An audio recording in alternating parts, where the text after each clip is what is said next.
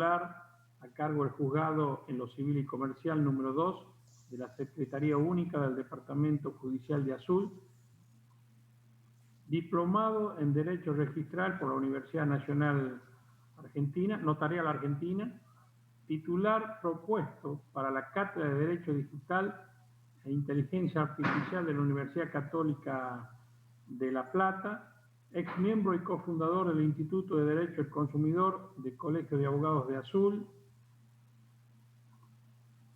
columnista de diarios y programas televisivos, disertante en más de 600 eventos académicos nacionales e internacionales. Doctor, adelante. Bueno, buenas tardes a todos. La verdad que es un gusto enorme poder compartir una siesta, sacrificar una siesta en el interior, centro de la provincia de Buenos Aires, para un gaucho es muchísimo. Imagínense que nosotros todavía andamos de alpargata, de bombacha y alpargata, y las siestas para nosotros son sagradas. Así que desde luego que le agradezco la invitación. Es un gusto enorme. Le agradezco la invitación a Oscar Parrilli, presidente de la... Sí. La siesta es un derecho humano. Es un derecho humano. Yo creo que para todos los que son del interior, que son casi todos, porque he escuchado las tonadas, creo que están entendiendo de lo que estamos hablando. No, le quería decir que le agradezco muchísimo al senador Martínez, presidente de la Comisión de Derechos y Garantías, y al senador Oscar Parrilli, presidente de la Comisión de Justicia y Asuntos Penales, a las secretarias que me han tratado muy bien, a Magdalena Molina, déjenme agradecerle también a Nancy Villalba, que han hecho una logística inestimable.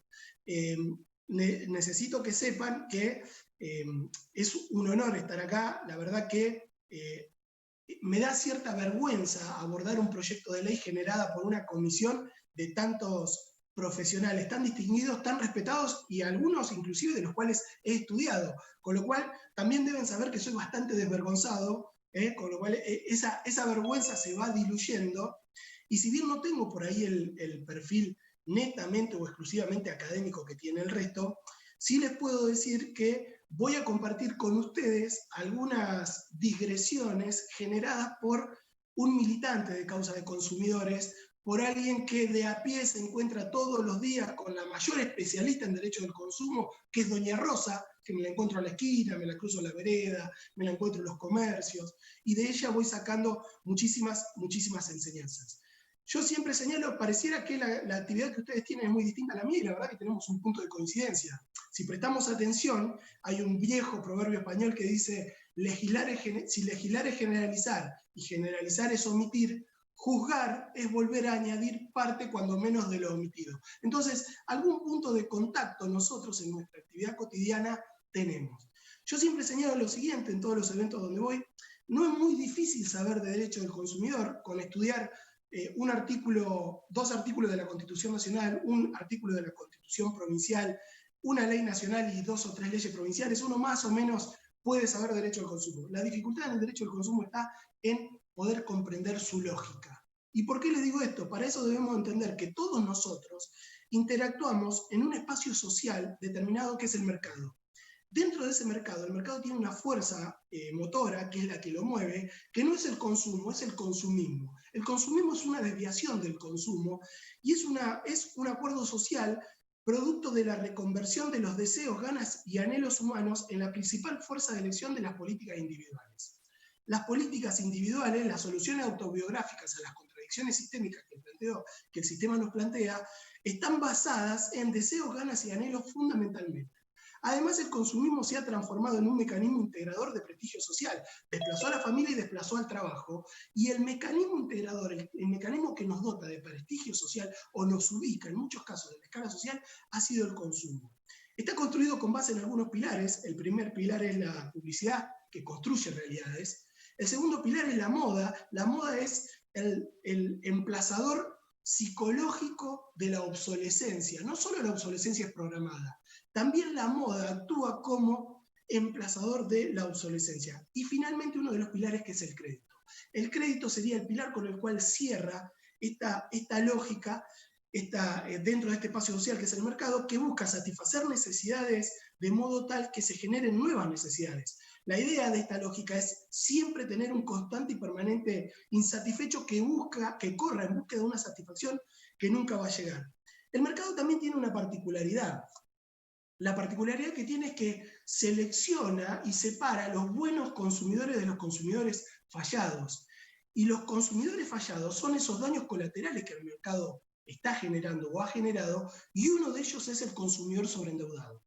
Si ustedes me preguntan cuáles van a ser los problemas de acá a 5 o 10 años, los grandes problemas estructurales que vamos a tener que afrontar, bueno, les quiero decir que uno va a ser el agua, el acceso al agua, y que otro va a ser justamente el de encontrar mecanismos que permitan prevenir o que permitan extraer de la situación de sobreendeudamiento a los consumidores que son los fallados. Lo que yo les planteo es que en el marco de estos daños colaterales que genera el mercado tal como funciona, tratar de lograr un objetivo que es el de humanizar el mercado. ¿Cómo? Yendo hacia una economía social de mercado, de modo tal que en un contexto de sociedad de riesgo financiero, donde convivimos con bancarización, donde la credencial del ciudadano pareciera ser que es la tarjeta de débito, donde tenemos a un ciudadano cautivo y constantemente sometido a un permanente instigación al endeudamiento, creo que la clave está justamente en encontrar herramientas que nos permitan neutralizar eso. Estamos, por otro lado, en un sistema, de acuerdo a la Constitución Nacional, en un sistema de economía capitalista de acumulación privada. Esto es una construcción organizativa que tiene un orden que busca ser previsible y reproducir su lógica. Nosotros estamos ante la opción de consolidar o de modificar esta alternativa que conocemos hasta acá. Ese es el desafío con el cual ustedes van a tener que transitar. Ahora, piensen en lo siguiente, ¿en qué contexto se da? Esto se da en un contexto con un programa de gobierno que está marcado desde la Constitución Nacional. El artículo 42 de la Constitución Nacional nos marca a nosotros el derrotero a seguir. Piensen, y esto siempre lo señalo, estamos en un momento único porque estamos yendo de un Estado legislativo de derecho a un Estado constitucional o convencional de derecho. ¿Saben qué les quiero decir con esto para aquellos que no son abogados? Que muchos de aquellos que tenemos que diseñar soluciones autobiográficas a contradicciones sistémicas, debemos recurrir a la Constitución por convicción y no por desesperación. Y generalmente siempre se van a buscar soluciones a la ley. Por eso es clave la función que ustedes cumplen. Es clave, ¿por qué? Porque desde mi perspectiva, como aplicador, como pacificador o arquitecto social, yo interactúo en un colchón que se da en la ley como piso y en mi Constitución como techo. De hecho, estoy proveyendo desde hace 14 años que estoy a cargo de mi juzgado, soluciones solo con la Constitución en la mano porque aún las leyes no las han diseñado. En ese contexto, piensen que nosotros tenemos una Constitución que nos marca una obligación a todos nosotros. Primero la de proteger. ¿La de proteger qué? Intereses económicos de usuarios y consumidores. Y a brindarle condiciones de trato equitativo y digno. Las autoridades proveerán a la protección de esos derechos, dice la Constitución Nacional, y la legislación establecerá procedimientos eficaces para la prevención y solución de conflictos. Y es acá donde les carga este peso significativo a ustedes. Yo me voy a referir a dos cuestiones del proyecto que está bajo análisis. El primero tiene que ver con una cuestión general, el orden público. ¿Por qué es trascendente, muy trascendente esta circunstancia? Y la otra cuestión que voy a abordar, la que tiene que ver justamente con esto que va a ser una de las problemáticas que vamos a tener, que estamos trabajando en la actualidad, pero que se va a recrudecer a futuro, que es el sobreendeudamiento de usuarios y consumidores. En relación al orden público, necesito que sepan, aquellos que no son abogados, que el orden público es una institución, una herramienta, agua bendita que permite que aquellos que cumplimos funciones públicas debamos actuar de oficio sin requerir, sin que sea a pedido de parte, sin que sea movilizado a instancia de ningún interesado, brindando protección. ¿Por qué esto es central? ¿Saben por qué es central? Fundamentalmente porque tenemos que entender que hay una serie de circunstancias que hacen que los usuarios y consumidores en muy escasas ocasiones se defiendan por sí mismos, ya sea porque no les interesa, ya sea porque no comprenden, ya sea porque no consiguen profesionales que los asistan, ya sean por las razones que fueren. Lo que les quiero decir es que aquel que ha militado la defensa de usuarios y consumidores va a saber que trabaja fundamentalmente en beneficio de los nadies, aquellos que en muy pocas ocasiones tienen la posibilidad de tener voz y de estar cara a cara con aquel que va a tomar decisiones para perjudicarlos o para beneficiarlos. Por eso es central mantener el vigor que la imposición o la ley la norma de orden público contiene la ley 24240. Les voy a dar un ejemplo concreto. En el año 2008, a poco de haber asumido mi función, en el año 2008 comencé a trabajar estratégicamente para lograr un objetivo que era muy ambicioso: neutralizar el uso de los títulos de crédito, de los pagarés fundamentalmente, que habían nacido para ser utilizados en las relaciones entre comerciantes, para que dejaran de ser utilizadas en las relaciones entre proveedores, usuarios y consumidores. Eso lo pude hacer no porque ningún usuario o consumidor me planteara que esa era una herramienta que permitía perpetrar los abusos más graves, sino que lo pude hacer porque la ley tenía una norma que imponía, que era de orden público, y me obligaba como funcionario a actuar en protección, en defensa de los usuarios y consumidores. Y aun cuando no lo hubiera tenido la ley, lo hubiera hecho con base con la Constitución en la mano. Entonces, lo que veo de este proyecto es que quita de una cláusula genérica dotar de orden público. Piensen que esta estrategia empezó en 2008 y logré que se consolidara junto al trabajo y a la militancia de muchos funcionarios, jueces, doctrinarios. Logramos casi 10 años después, nos llevó 10 años tratar de hacer entender a los organismos jurisdiccionales y al resto de los operadores jurídicos que el pagaré había nacido para otra cosa, para la relación entre comerciantes y no para la relación entre proveedor, usuario y consumidor. Pero no voy a seguir sobre ese tema porque la va a abordar con muchísima más solvencia Rubén Morsesian. Lo que les quiero decir con esto es que es clave que no se diluya la noción de orden público dentro de la idea de un principio que el juez debe sopesar al momento de aplicarlo.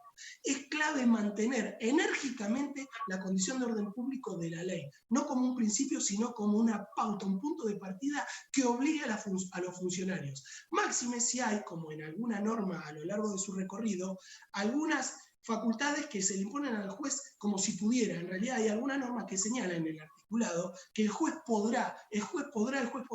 Créanme, si quieren lograr que esto, además de ser un esbozo de la función antropológica que el ordenamiento jurídico deba cumplir, que sea una realidad tangible, créanme que una de las claves es obligar a los magistrados a actuar de oficio. Si le damos la posibilidad, eso hace que varíe de acuerdo al compromiso y que varíe, ¿saben? De acuerdo también a que militar la causa usuario y consumidores significa enfrentar algunos intereses comprometidos, nucleados, aglomerados, que hacen que hoy, aún hoy, en mi departamento judicial, 10 años después, siga sufriendo y viviendo las consecuencias que significó quebrar con una lógica que estaba preestablecida. Ahora, siendo el capítulo del sobreendeudamiento de usuarios y consumidores, quiero anticiparles algo. No tengo mucha autoridad, pero sí tengo mucha honestidad. Discrepo ontológicamente, en lo particular, discrepo ontológicamente con el punto de partida adoptado por el anteproyecto, con el proyecto. ¿Por qué le digo? Porque en realidad, si salimos de la lógica del mercado, si tenemos en cuenta que la Constitución nos obliga a brindar un trato digno, dentro de la noción o concepción de trato digno está la de garantizar el acceso a un salario mínimo vital y móvil y a la satisfacción de necesidades mínimas de usuarios y consumidores. La función del sobreendeudamiento no debería ser como pareciera ser que surge del proyecto, que se entienda el sobreendeudamiento como la situación que caracteriza la grave dificultad para afrontar el cumplimiento de obligaciones exigibles o de pronta exigibilidad. No, el sobreendeudamiento tiene que poner el centro, el abordaje del sobreendeudamiento tiene que poner el centro en garantizar a los usuarios y consumidores acceder a condiciones de trato digno. El trato digno significaría poder cumplir sus necesidades, cubrir sus necesidades básicas a través del acceso a un salario mínimo vital y móvil, y en lo que le quede restante disponible, cumplir las obligaciones pendientes de cumplimiento, con las que sean exigibles. Lo que quiero señalar con esto es un enfoque distinto. Si seguimos en la lógica del mercado, desde luego que vamos a diseñar un mecanismo para que el usuario consumidor pueda cumplir obligaciones. No, debemos, desde mi perspectiva, diseñar un mecanismo que le permita al usuario y consumidor acceder a condiciones de vida dignas, poder cubrir sus necesidades mínimas insatisfecha y la de su grupo familiar, y si le queda algo de resto, cubrir o cumplir el resto de las obligaciones. Creo que el enfoque es distinto, por eso ontológicamente este militante de la causa del derecho de consumo discrepa con el punto de partida. De hecho, leía la versión taquigráfica y escuchaba con mucha atención a Belén Japase, a quien admiro y quien ha llevado con mucha solvencia, me parece esto, y señalaba, ella misma señalaba que concibe al sobreendeudamiento como una grave dificultad para asegurar el cumplimiento o asumir el cumplimiento de obligaciones asumidas y en situación de pronta exigibilidad. No, creo que el canal es otro. Lo que les quiero decir con esto es que si no comprendemos que el consumidor, además, las decisiones las toma con el corazón y las justifica con la razón, vamos a darnos cuenta que tal como está estructurado el abordaje del sobreendeudamiento, es insuficiente. ¿Por qué es insuficiente? Porque tal como lo prevé el proyecto, se adoptan toda una serie de medidas para prevenir que el consumidor adopte una decisión equivocada. Es decir, al consumidor le vamos a brindar una serie de información, lo vamos a asesorar, le vamos a hacer ver las consecuencias disvaliosas que puede tener la asunción de un crédito como el que le va a otorgar el proveedor. Necesito que sepan que todos los días doña Rosa eso lo evalúa y aún así decide asumir o tomar un crédito que no sabe de qué modo va a salir. ¿Por qué les digo? Porque en realidad no crean que todas las decisiones adoptadas por usuarios y consumidores son racionales. Gran parte de esas decisiones están basadas en una necesidad de pertenecer, están basadas en una necesidad de satisfacer o de cumplir deseos, anhelos, generadas, heterogeneradas, no autogeneradas. Entonces, apuntar a prevenir, tratando de movilizar la razón de usuarios y consumidores, es necesario, pero es insuficiente. ¿Por qué es insuficiente? Porque las decisiones se toman con el corazón y se justifican por la razón para los usuarios y consumidores. Por otra parte, me parece muy bien prevenir. Ahora, hay algo que es clave. Tenemos que trabajar en una herramienta, en un canal que nos permita extraer, estabilizar a alguien que está sobreendeudado, estabilizar y extraerlo de la situación de sobreendeudamiento. Está bien, el proyecto tiene, me parece que tiene alguna ventaja que tiene que ver con el legislar en normas demasiado amplias, que permitirían que los jueces o las autoridades administrativas cumplamos uno de los mayores desafíos que tenemos hoy los operadores jurídicos, que señala un constitucionalista italiano, que es Gustavo Zagrebelsky, que es la elaboración de un derecho dúctil. Es cierto, coincido, pero también coincido en que si no se prevé un canal de estabilización, un canal jurídico, un piso mínimo de estabilización y un camino de extracción del usuario y consumidor de la situación de sobreendeudamiento, créanme, acompañado esto con la dilución del orden público como norma genérica dentro del mismo ordenamiento, que van a ser muy pocos los funcionarios, los jueces o las autoridades de aplicación que van a asumir esto. Para aquellos que hemos recorrido la Argentina predicando esta causa, les puedo decir... Vamos redondeando por el tiempo.